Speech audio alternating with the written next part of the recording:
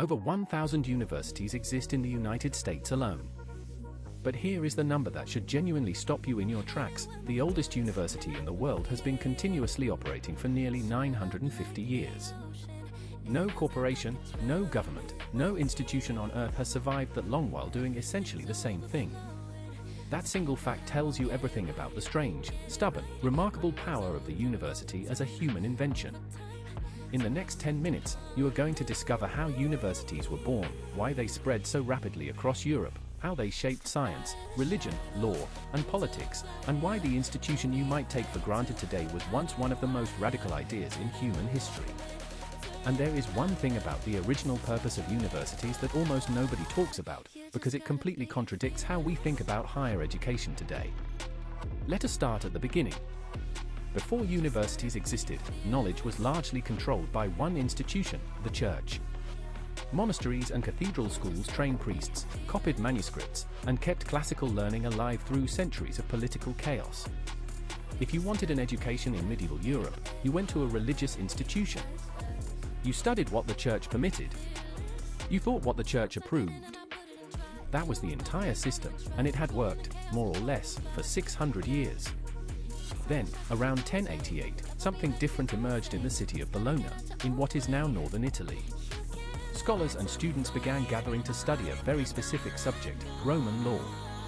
The rediscovery of Justinian's Corpus Juris Civilis, a massive collection of Roman legal texts, had created enormous demand from merchants, city governments, and nobles who needed trained legal minds. Students traveled from across Europe to Bologna. They organized themselves. They hired teachers. They negotiated their own terms. And in doing so, they created something entirely new, an institution defined not by religious authority but by the collective pursuit of knowledge. Bologna's model was student-driven in a way that is almost unimaginable today. Students formed guilds. They paid the professors directly. They fined teachers who arrived late or skipped material. The power structure ran entirely from the bottom up. Professors, no matter how brilliant, answered to the student body. This was not a school in any previous sense. It was a community of learners organized around intellectual purpose, and it had no real precedent in Western history. But here is what nobody talks about. Bologna was studying Roman law, not theology. In an age when the church controlled intellectual life, a group of students and scholars was organizing their entire institution around a secular, pre-Christian body of knowledge. That was genuinely radical. It planted a seed of intellectual independence that would take centuries to fully flower, but it was absolutely present from the very first days. The model spread quickly. The University of Paris emerged around 1150, and its character was entirely different from Bologna's. Paris was theology-driven, faculty-controlled, and deeply embedded in church authority.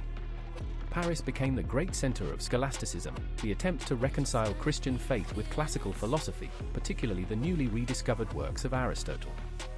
Scholars like Thomas Aquinas built enormous intellectual systems at Paris, trying to prove that reason and faith could coexist.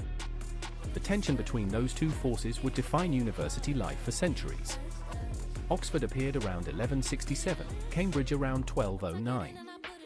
Salamanca in Spain was founded in 1218. Padua in 1222. Naples in 1224. By the end of the 13th century, there were roughly 30 universities operating across Europe. By 1500, that number had grown to nearly 80. Each institution received a charter, from either a pope or a king, giving it legal status, certain protections, and the authority to grant degrees. That charter was everything. It separated a university from an ordinary school and gave it a durability that individual teachers could never have. What were these institutions actually teaching? The curriculum was built around the 7 liberal arts: grammar, rhetoric, logic, arithmetic, geometry, music, and astronomy. These were the tools of clear thinking and effective communication. After mastering those, students could pursue the higher disciplines, theology, law, and medicine. The degree system we still use today, bachelor, master, doctorate, comes directly from this medieval structure. When you receive a PhD, you are participating in a credential system designed in 13th century Europe. Almost nothing else in modern life connects us so directly to the medieval world. Now here is a statistic worth sitting with. In 1300, Europe had perhaps 30 universities. By 1700, it had roughly 150. By 1900, that number exploded globally. Today, there are approximately 26,000 degree-granting universities worldwide. That growth is not linear, it accelerates dramatically with each century, and the reasons why tell us something important about the relationship between universities and power. The Renaissance brought a new energy to university life. Humanist scholars pushed back against the narrow scholastic curriculum. They wanted more Greek, more Latin literature, more history, more direct engagement with classical texts. The printing press, invented around 1440, transformed how knowledge moved. Books became cheaper. Ideas spread faster. Universities became nodes in a European-wide network of intellectual exchange that no single authority could fully control. The Reformation shattered that network. When Martin Luther challenged Rome in 1517, universities were forced to choose sides. Protestant universities emerged in Germany and England. Catholic universities doubled down on theological orthodoxy. The same institution that had once been a single European tradition split into competing religious camps. But even in that conflict, something important was happening. Universities were proving that they could survive political and religious upheaval. They adapted. They did not disappear. The scientific revolution of the 16th and 17th centuries presented universities with their greatest challenge and their greatest opportunity. Figures like Galileo, Kepler, and Newton were overturning everything that Aristotle had established, the same Aristotle whose works formed the backbone of the medieval university curriculum. Some universities resisted. The trial of Galileo remains the most famous collision between institutional authority and new knowledge. But other universities embraced the new sciences. By the 1600s, universities in England and the Netherlands were becoming centers of natural philosophy, what we now call science.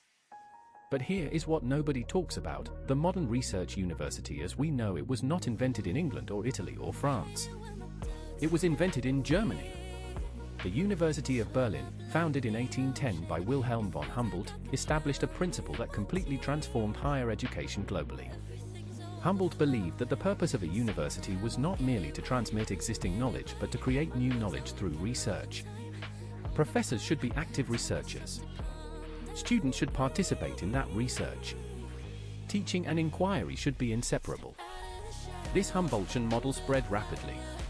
American universities adopted it in the late 19th century. It is the reason why your professor publishes papers and why graduate students run experiments. Humboldt changed everything. The 20th century brought mass higher education. In 1900, attending university was a privilege of a tiny economic and social elite. In the United States, fewer than 3% of young people attended college. After World War II, the GI Bill changed that permanently. Millions of veterans enrolled. Universities expanded. The baby boom created more demand. Federal research funding poured in during the Cold War, because universities were now understood as engines of national security and technological power. By 2000, over 60% of American high school graduates were enrolling in some form of higher education. The global pattern was similar. Universities in China, India, Brazil, and across Africa expanded dramatically. Access increased, but so did cost. And that tension between the medieval ideal of a community of scholars and the modern reality of a credentialing machine with enormous price tags defines the crisis that universities face right now. The history of universities is the history of a single idea surviving and adapting across 900 years. It began as a student guild in Bologna studying ancient law. It became a church institution in Paris. It became a site of scientific revolution in Padua and Oxford. It became a research engine in Berlin. It became a mass social institution in post-war America. Every transformation was a response to new pressures, religious, political, economic, and technological. Before you go, if you learned something valuable today, hit that like button right now. Subscribe to Brain Boost Academy for a brand new video every single day. We will see you in the next one.